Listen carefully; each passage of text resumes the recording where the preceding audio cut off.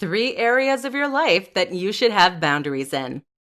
There is an endless amount of things in your life where you could set boundaries. It could be as simple as lending people things or as large as your physical space. No matter what area of your life you want to set boundaries in, they are always very important.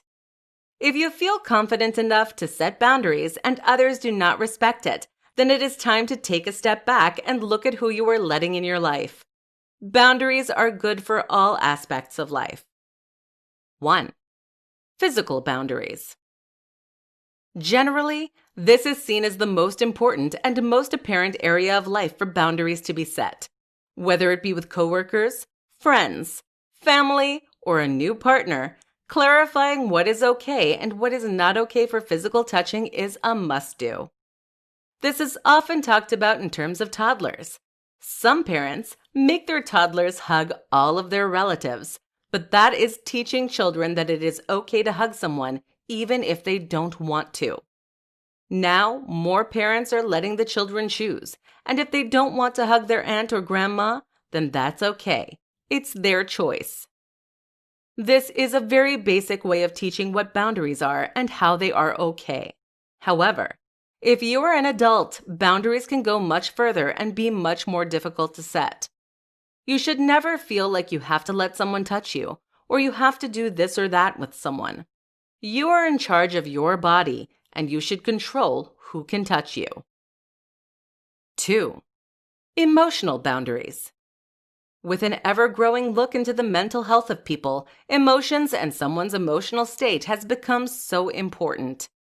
Even if you have no known mental illnesses, making sure that you have emotional boundaries can help you greatly in the long run. One way to set emotional boundaries is by deciding how much you will share about your private life. If you just meet someone, then only share as far as who you are on social media. If you're starting to seriously date someone, then maybe let them in a little more. Things like this will make sure your emotions do not get damaged by others who know about your life. Remember, though, you are only responsible for your own emotions. If someone else reacts badly to you not sharing a lot, then that is their problem. Walk away from the situation and keep your emotions healthy. 3. Time boundaries. This is a big one when trying to change aspects of your life or in your life. Time boundaries mean that you figure out what and where you want to spend your time. You don't go with the flow all the time, and you don't let others take up far too much time or more time than you want to give them. If you have friends that generally lead you to make bad decisions, yet you still want them in your life, then maybe you only hang out with them for a half hour at most. Or maybe you have a toxic parent that you can't go no contact with, so you only see them on holidays and talk to them on the phone once a month. There are plenty of ways to create time boundaries. Creating these types of boundaries could free up a lot of time to do something that inspires you or excites you.